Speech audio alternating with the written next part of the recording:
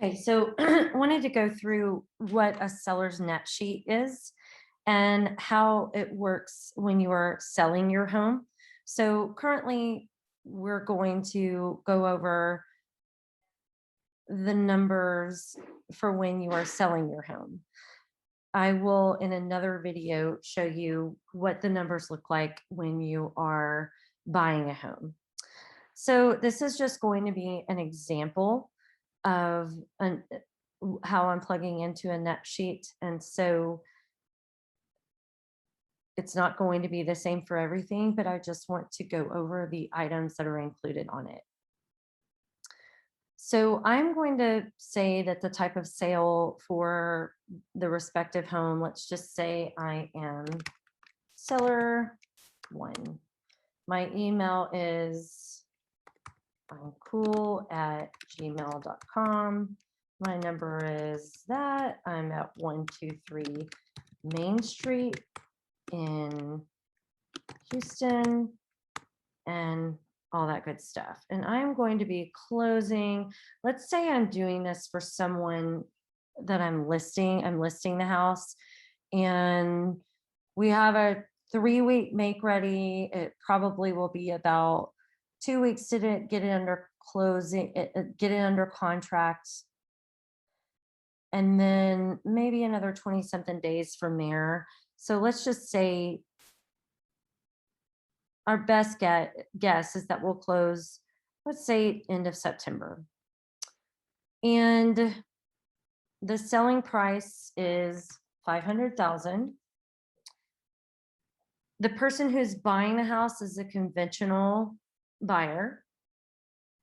The broker commission is 6%, and half of that goes to the buyer's agent and half of that goes to the listing agent. Let's say the buyer's new loan amount is 400,000. Seller's not going to pay any discount points for the buyer. In this case, the seller isn't going to be paying any kind of lien or home improvements or anything like that. The property tax in my neighborhood, property taxes are around 2.6%. So I will just say 500,000 times that is 13,000. So I'm going to say 13,000. So since we put that date up here of September 30th, 2021, our prorated taxes, the seller pays the taxes up until the day they close. And so that's the amount that you will pay the buyer for them to pay the full taxes, the full property taxes at the end of the year. So essentially you make them whole. You pay that money to the buyer, and then they go and they pay the annual property tax of 13,000 or whatever that number is. And then my program automatically sets the title policy based on the sales price. Nothing is fixed in real estate, but in general, the seller pays for the buyer's title policy. So in general, this is a cost that the sellers end up paying. So if you don't have a mortgage at all, if your house is paid off, you're not going to put anything here, or I'm not going to put it there for you. I'm going to show you two different options here. So I'm going to pretend like the house that you're selling, that we're working with, is paid for. And right here, the seller paid buyer cost.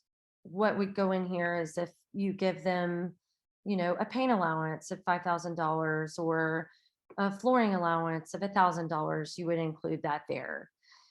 Attorney's fee, these vary. These vary per companies, and so I put 250 in there. Actually, you know what? I'm going to put what my favorite title company uses, and so I'm gonna put 150. I don't really do inspections on the sale of the home, so I'm not going to put anything there. Escrow fee of $495, recording fee of $75, flood certificate of $75. Lenders don't really have an inspection fee. Tax service fee is usually about $95. And then an underwriting fee, you don't usually have that as a seller. The other thing that I'm going to put on here is a lot of times it helps buyers when you're representing a seller, it helps a buyer when you offer them a home warranty. So I'm going to go ahead and put that in here for now, just to have it on the net sheet. There's all kinds of other items. There's processing fee. There's certain lender requirements that sellers are required to pay for. I could put a custom cost in here. You might have to buy an appraisal in some instances. You've got HOA transfer fees. I'm not going to include that right here. And so let's take a look. I like to tell my sellers there are 3 big fees that you have to pay for. Brokerage fee to list it and you split it. That fee is split between, well, oftentimes it's split between the listing agent and the buyer's agent. You pay your prorated taxes and then the title policy. Those are the high dollar amounts.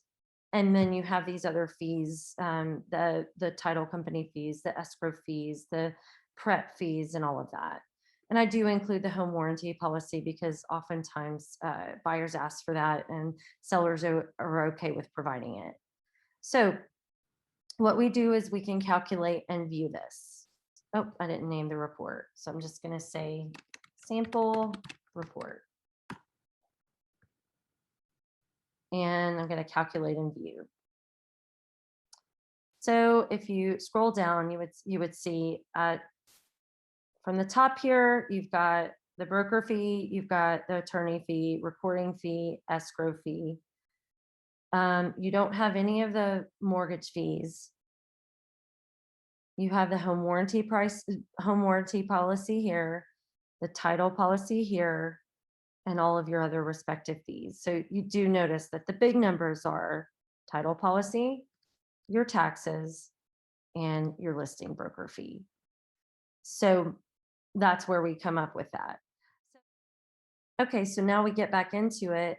Let's say that you have a mortgage, all right? And your outstanding loan here is, let's say it is $235,000 and your annual interest rate is 4%. So in that case, you're going to owe your prorated interest as well, and that is going to come out of your proceeds. If you have a second mortgage, let's say you have a second mortgage of $60,000 and that interest rate is 6%, you're going to have fees there as well. If there's a prepayment penalty, you could have a fee as well. And so all of these numbers are plugged in here by your realtor to assist you in understanding how much money you stand to make on the sale of the home. Sometimes these smaller fees will change. Sometimes, that the property tax fee could be off by $10 or something, but, and we are not loan officers. These are, they're not rough numbers, but you're looking for the big picture fee with this net sheet, especially at the beginning. Because we don't know exactly what the house is going to go under contract for and what's going to happen towards the end, at the end of the option period, how the appraisal is going to work out. And so take the front numbers kind of with a grain of salt. And then once it's all said and done, especially after the option period, you will do more net sheets to see where you're going to land. Thank you so much.